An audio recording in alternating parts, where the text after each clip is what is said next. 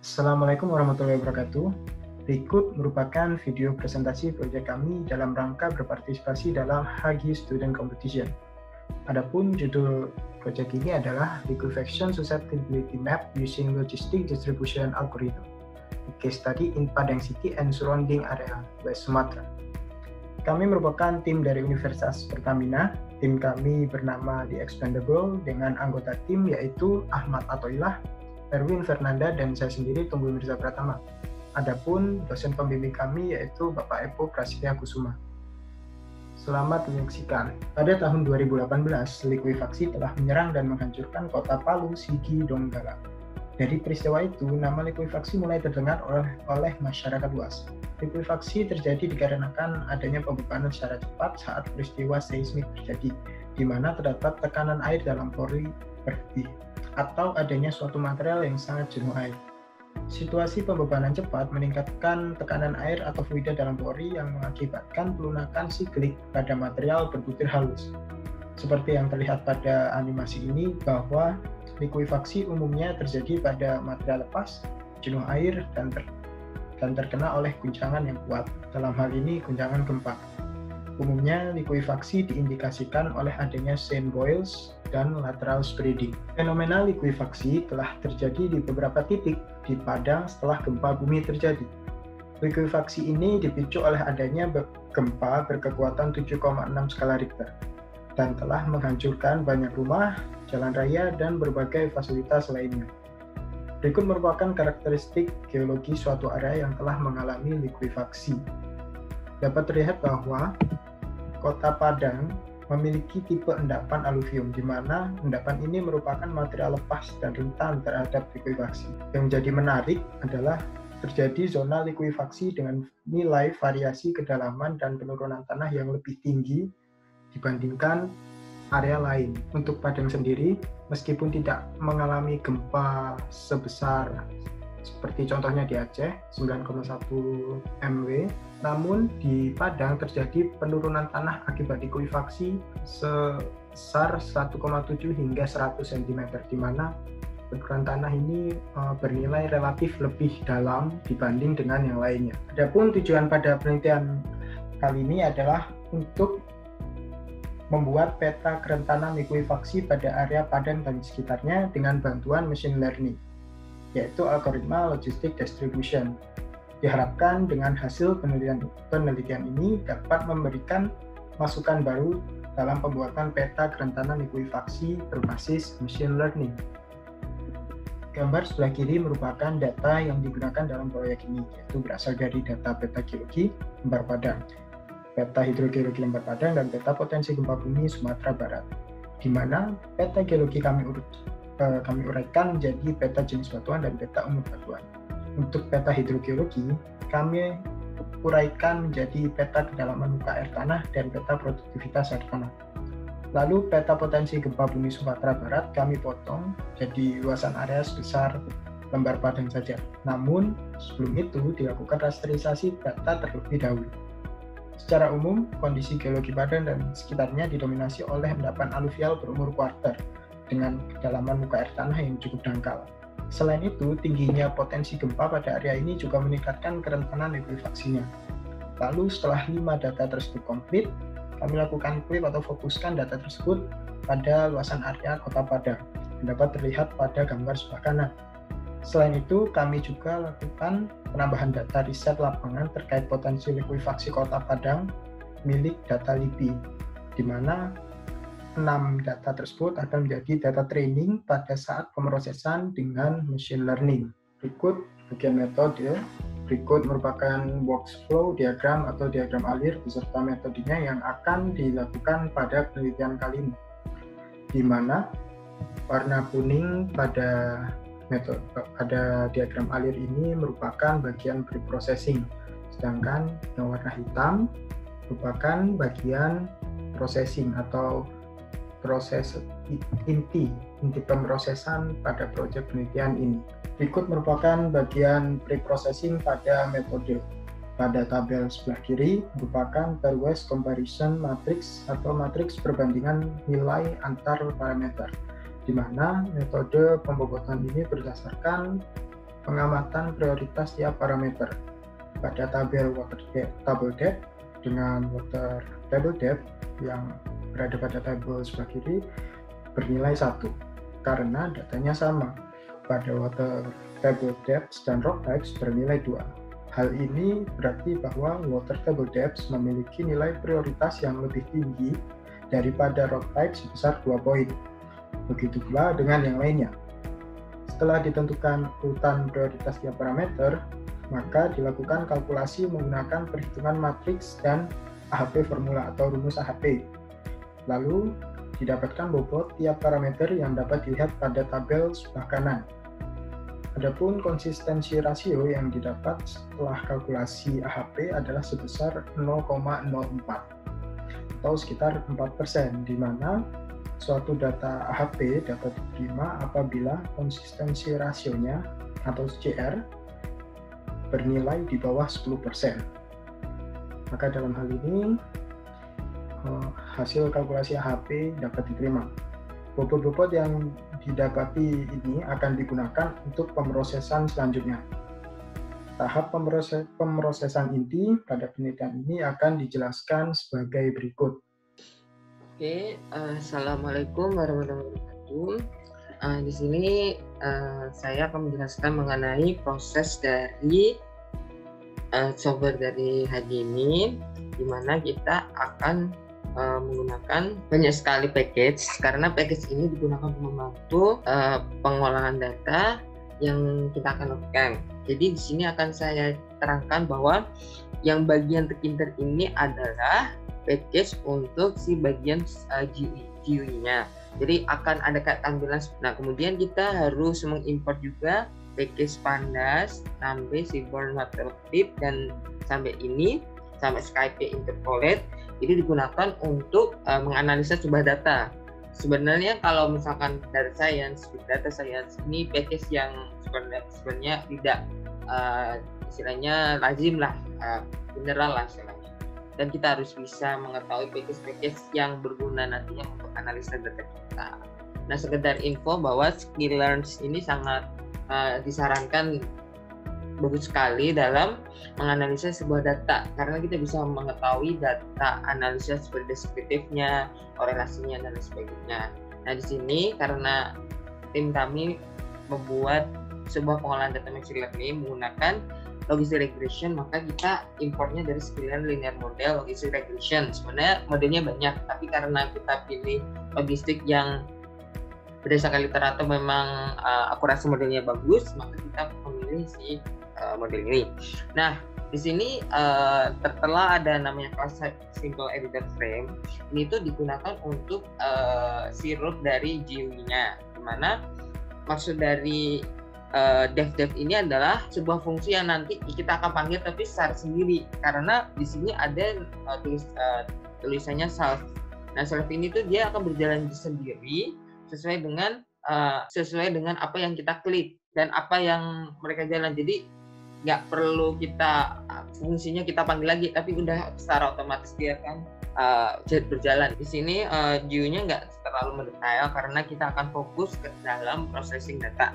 Nah, ini dev buat judul itu digunakan untuk membuat judul dari si software-nya. Nanti kita akan diperlihatkan deh. Nah, button ini tuh digunakan untuk membuat sebuah tombol. Nah, nanti akan bisa kita lihat kalau kita kan. Oke. Nah, kolom utama ini buat sebuah teksnya. Kemudian si set teks ini tuh digunakan untuk meng-set teksnya itu seperti apa. Ya, teks itu harus digunakan untuk mendapatkan sebuah teks. Nah, buka file ini digunakan untuk kita ingin membuka sebuah file. Gitu. Read file ini berarti datanya akan dibaca. Simpan itu kalau misalkan kita ingin berubah data terus kita simpan. Nah, sekarang kita masuk ke bagian analisa data. Nah, di sini analisa data kita menggunakan si data set dari data training dan data test. Ya, data training dan data test, di mana di data training and test ini kita mendapatkan beberapa kolom. Nah, kolomnya itu seperti ini. Nah, di sini itu data dengan jumlah data training atasnya sejumlah 3.694, di mana terdapat kolom X, Y, X, gempa, produktivitas, RT, water depth, potensi, dan keterangan. Nah, di sini kenapa ada drop? Itu tuh karena kita itu mau membuat sebuah training yang menghilangkan kolom si X sama kolom si Y sama kolom potensi. Nah, kenapa? Karena memang kita tuh ingin mentraining antes si X, gempa, produktivitas, RT, water depth, sama keterangan saja, di mana gempa, produktivitas, RT, water depth ini sebagai trainingnya, X trainingnya, dan X testnya, sedangkan keterangannya itu Y. Kenapa Y-nya itu keterangan? Karena kan kita ingin mengetahui apakah sebuah data itu bisa diklasifikasikan menjadi low, medium, atau high. Tuh. Makanya kita ambil Y-nya itu keterangan. Sebenarnya bisa aja potensi, tapi karena future labels dari logistic distribution itu lebih ke mengarah klasifikasi sederhana, maka kita Y-nya pilih yang keterangan. Gitu. Makanya kita drop. Nah, dataset drop ini menghilangkan kolom. Ya. Nah, analisa data ini, tim kami ingin mengetahui bagaimana sih si data ini, analisa korelasi setiap parameternya kayak gimana, kemudian bagaimana karakteristik dari datanya, apakah datanya itu data yang bagus atau mungkin data yang outliers, itu bisa dilihat dari si dataset plot. Yang data heat map ini untuk korelasi dari setiap parameter, dan ini penting karena kita ingin mengetahui korelasi setiap parameternya itu kayak gimana gitu. Nah, scatter matrix dataset ini seperti heat map, cuman bedanya scatter matrix ini dia lebih ke setiap parameternya itu dikorelasikan atau divisualisasikan dalam bentuk grafik atau scatter gitu. Nah, karena setelah kita menganalisa data, kita ingin tahu, kita tujuannya ini biar mengetahui data kita itu seperti apa, apakah bagus untuk diolah atau tidak. Nah, dari ini pentingnya ada analisa data. Oke. Nah, setelah misalkan analisa datanya bagus, maka kita lanjut ke data wrangling. Data wrangling itu data wrangling itu data yang digunakan data untuk mengetahui apakah itu data kosong atau tidak gitu. Nah, seperti biasa kita drop potensi karena sini kita ingin mengetahui data semuanya kecuali potensi gitu. Nah, kalau semisal datanya nggak ada, misalnya datanya lengkap atau nggak ada yang kosong, maka plot dari heatmap-nya itu sangat bagus, mestinya polos, jadi nggak ada yang namanya anomali gitu. Nanti kita bisa lihat nanti. Oke, sekarang kita lanjut ke training and test. Nah, training test ini sangat penting karena data training and test ini akan membangun sebuah model yang kita inginkan gitu. Yang kita inginkan dari si logistic distribution-nya. Gitu. Dimana seperti yang saya bilang tadi, kita butuh data X. Data X itu yang kami maksud data si parameter, dimana kita harus membuang kolom X, Y, potensi sama keterangan karena kita hanya butuh untuk parameter saja. Nah, ini seperti ini, dataset drop X, Y, potensi, keterangan. Nah, kemudian dataset keterangan ini maksudnya karena Z-nya itu cuma hanya bagian keterangan atau future class-nya. Jadi kita pilihnya yang ini aja gitu. Nah, sekarang setelah itu kita klasifikasikan train test-nya dalam bentuk model selection. Nah, model selection train test split ini tuh data kita akan bagi dalam beberapa perbandingan, di mana test size-nya yang tim kami berikan itu 0,4 sebenarnya. Di mana 0,4 ini sebenarnya mengaruh kepada jumlah datanya, di mana range of state-nya 1. Gitu. Nah, karena kita memakai model dari logistic regression, maka kita tuliskan logistic regression dari package 6 killer gitu. Di mana setelah itu modelnya kita harus fitkan antara X-train sama Y-train, di mana X-train sama Y-train ini setelah kita fitkan modelnya akan membangun sebuah model. Nah, setelah itu model yang udah dibangun coba kita prediksi dengan memasukkan si nilai X-test-nya. Nah, X-test-nya itu kan tes validasinya kan. Nah, kita akan mengetahui gimana bangun model kita, apakah model kita itu bagus atau tidak. Gitu. Nah, setelah kita dapat si prediksinya, maka kita akan melanjutkan ke akurasi model, di mana akurasi model ini kita ingin mengetahui model yang kita bangun itu apakah akurasinya bagus atau tidak gitu. Nah, di sini kita pakai yang namanya fungsi dari classification report. Ini tuh fungsi yang digunakan untuk mengetahui report dari klasifikasi kita. Kemudian confusion matrix. Nah, confusion matrix itu seperti tabel, di mana tabel itu seperti ada tabel actual sama tabel prediction. Nah, biasanya kalau semakin datanya modelnya bagus, itu di mana actualnya itu akan mirip dengan prediksi kita gitu. Semakin tinggi actualnya sama dengan prediksi, maka akurasinya semakin tinggi. Nanti akan kita lihat di covernya. Terus kemudian kita pakai skor itu mengetahui si scoring dari model kita gitu. Nah, sekarang kan kalau semisal udah kita analisis lebih lanjut, maksudnya setelah kita udah bangun modelnya, maka kita ambil lagi model yang telah kita bangun, kemudian kita prediksikan terhadap data yang lain, di mana data yang lain itu data yang ada di wilayah itu tapi luasannya lebih besar dari data training test. Nah, kenapa kita memakai machine learning? Karena untuk klasifikasinya kita menginginkan data yang istilahnya hasil yang bagus, karena di wilayah itu yang tim kami maksud adalah di wilayah Sumatera Barat, kita ingin memprediksikan dari model si Padang, karena memang di Sumatera Barat ada inputnya dari si Padang. Makanya kita coba prediksi, di mana data prediction ini merupakan data yang rasterisasi sangat banyak sekali dengan parameter yang sama dengan parameter training and test, cuman mereka belum dikasih tahu potensi sama keterangannya. Nah, makanya gunanya machine learning digunakan untuk menganalisa apakah di situ klasifikasinya low, medium, atau high. Gitu.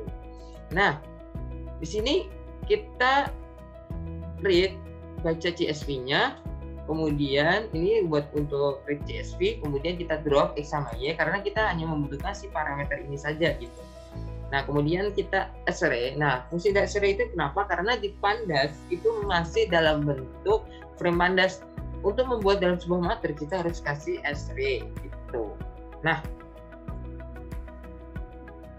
kemudian dari X-ray ini kita istilahnya kayak kita membuat sebuah wadah yang namanya Z-Real. Di mana Z-Real ini tuh kita ingin mengconvert si keterangan low, medium, high ke dalam bentuk kode atau angka. Kenapa harus dilakukan demikian? Karena untuk menganalisa sebuah analisis spasial atau kita ingin memberikan sebuah analisis spasial, kita harus memplotnya dalam bentuk titik X, Y, Z, di mana Z-nya itu tidak boleh dalam bentuk str atau tidak boleh dalam bentuk seperti ini. Kita harus mengkonversi dalam kode, di mana kode itu angka-angka yang mempresentasikan si keterangan.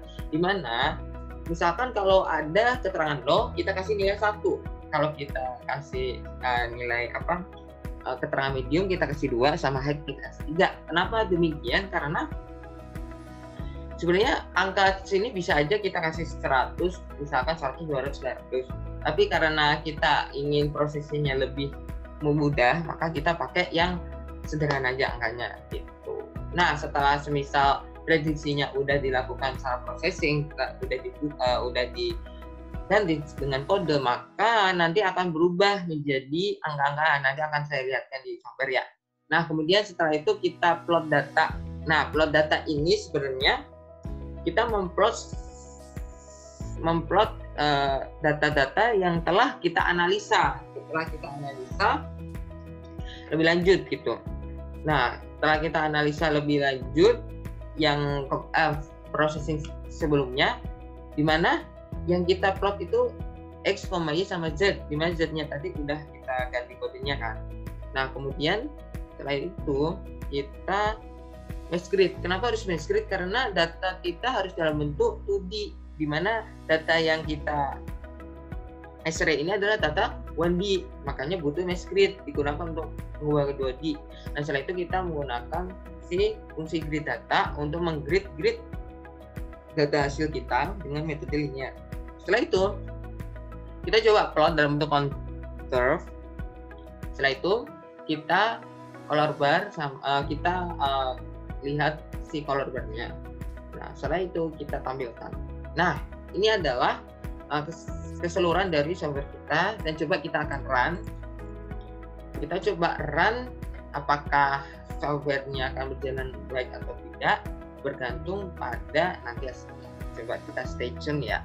Oke, sekarang kita akan menunggu untuk hasil ininya, hasil software biar muncul dulu, karena ini prosesnya agak lama, karena memang Tkinter ini memang butuh processing karena mungkin buttonnya yang saya gunakan juga banyak, tim kami yang banyak, sama juga spek dari laptopnya.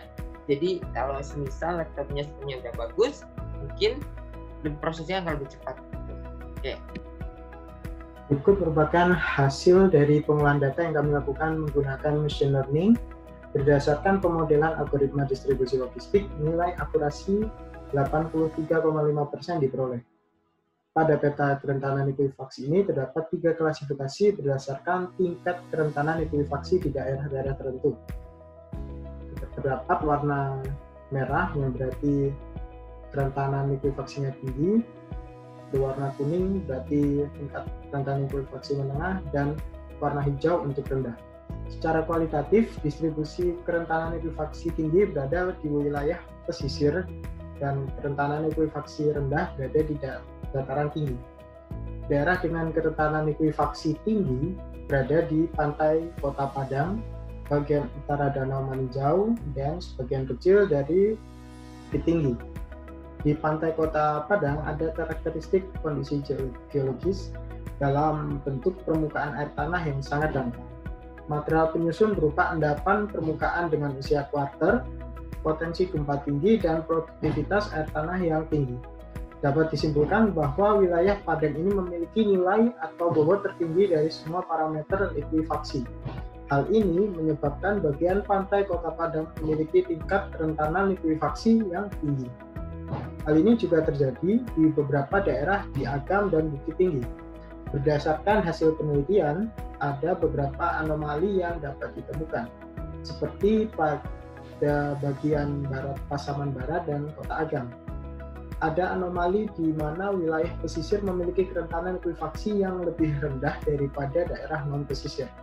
Ini mungkin menjadi bagian dari error dalam pemodelan distribusi logistik. Berdasarkan data lokasi pelatihan yang data training yang hanya di wilayah Kota Padang, jarak antara data pelatihan atau data training dan area prediksi cukup jauh. Hal ini menghasilkan tingkat akurasi prediksi yang berkurang di area tersebut. Semakin banyak kualitas dan kuantitas data training dan semakin dekat jarak pelatihan, dan kesimpulannya yaitu pada hasil menunjukkan bahwa area pesisir merupakan area dengan tingkat kerentanan likuifaksi yang tinggi, sedangkan daerah pinggiran termasuk dalam area dengan tingkat kerentanan likuifaksi yang cukup rendah. Meskipun akurasi model mencapai 83,5%, namun error tetap ditemukan, seperti yang terjadi pada bagian barat, Pasaman Barat, dan Kota Agam. Kuantitas dan kualitas data training yang lebih baik akan meminimalisir terjadinya error pada daerah prediksi. Maka dari itu, modeling juga perlu dilakukan dengan validasi beberapa titik area di lapangan untuk memperbesar tingkat akurasinya dan menambah data training pada area penelitian. Ini merupakan referensi dalam proyek kami, dan ini merupakan timeline research kami. Kami memulai dari sekitar tanggal 5 April hingga tanggal 24 Mei 2020. Sekian dari kami, apabila ada salah kata kami mohon maaf. Terima kasih telah menonton.